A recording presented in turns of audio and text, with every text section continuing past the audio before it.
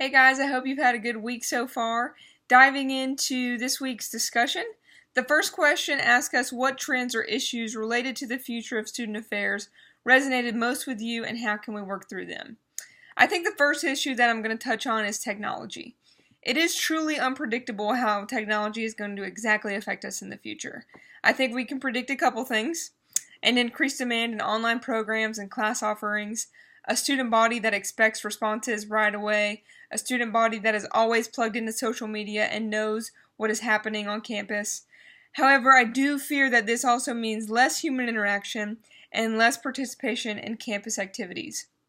As we progress toward even more technological heavy times, we're going to have to work harder and harder to engage our students on campus. We must make it attractive and worthwhile to be on campus, to live on campus, to work on campus, and to study on campus.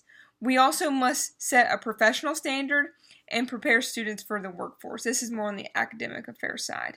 There are so many technological savvy toys that we have on campus that help attract and engage our students, but at times I think it can be a bit too much. And I'm all about serving students and treating them right, but a career coach in the College of Business the other day put it into perspective for me. We were in a customer service workshop on how we can better serve our students. He says at a point we're crippling them by always having the nicest equipment and software ready to use. He said that we have nicer technological systems, better software than any employer is going to have that they're going to go and work for, and they need to be able to use it without holding their hand through the entire way through college, because once they get to the workforce, it's just not going to be that way, and that's not going to make an attractive candidate. The second issue that resonated with me for the future of higher education is the change in demographics and diversity. Our textbook and article back this up in stating that many institutions will continue to grow more and more diverse student bodies, which I think we all know at this point. The book also states that this can really affect learning pathways. With a more diverse student body, it's less likely that students are going to have a linear pathway. Students are going to bounce around from institution to institution, and this can make student learning and retention really difficult. This means student affairs professionals must stay up to date on professional development and lean on research with the ever-increasing diversity in student bodies, rather than their own understanding, like we talked about last week. And the assigned article hits on this issue too, because the workforce in higher education does not accurately reflect the student body that we are serving.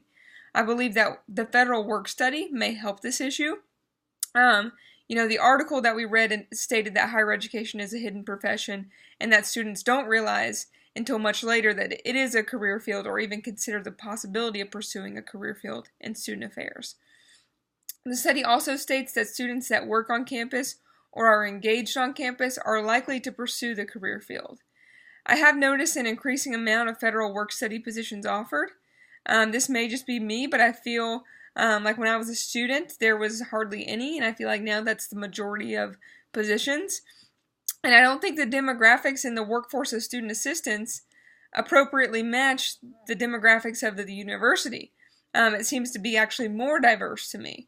This isn't necessarily a good thing that it doesn't match right now, but I feel like moving toward the future, this could be a good thing, as these students are going to graduate and funnel into staff positions once they graduate, and this is going to help the professional workforce of higher education reflect the demographics of the student body.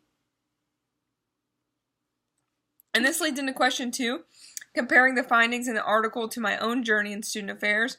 And this is a good question, because to be honest, I read the article without meaning to read the article, just glancing over it. But it was probably one of the more interesting articles that I've read in the program. And before reading the questions, I went ahead and polled my office just out of curiosity about when and how and why they pursued a career in higher education. And only one person was a little different in that they started in secondary education and realized they didn't like to be in the classroom. So the results that I got in my story were pretty spot on with the findings in the article. Having a mentor in student affairs, being involved in student activities, working in student affairs as an undergraduate, and holding a student leadership position. I believe these are key reasons why people enter student affairs 12 years ago, just like the research shows, and today. And I don't see this shifting much, as you still don't hear kids saying they want to become a student affairs professional or work at a college campus, when they're in elementary school. Again, I do think it is a hidden profession. I believe one thing that may change if the study was conducted again today, and I would be really interested to see, would be the confidence result. It shows that the majority of students said that they were very confident that student affairs was the right career choice for them, and that they were very confident that they would stay in student affairs long term, which was 10 years. If some entry-level staff members are being honest today, I believe that this number would be much less confident. With benefits like the tuition assistance program, it is attractive for people to enter higher education, to get a master's degree, and then, whether it be an MBA or any other program, and then jump ship into another career field that they're going to make much more money in. The article did show that over half of the respondents applied to a graduate program that was not in higher education. So I would be super curious today to see what that is, and especially those students that are getting TAP, who is applying for like a student affairs position and who is not. I had a great semester with you guys. We're nearing the end. I've been planning a wedding, so it's been crazy, but I hope you guys enjoy the rest of your summer. Take care.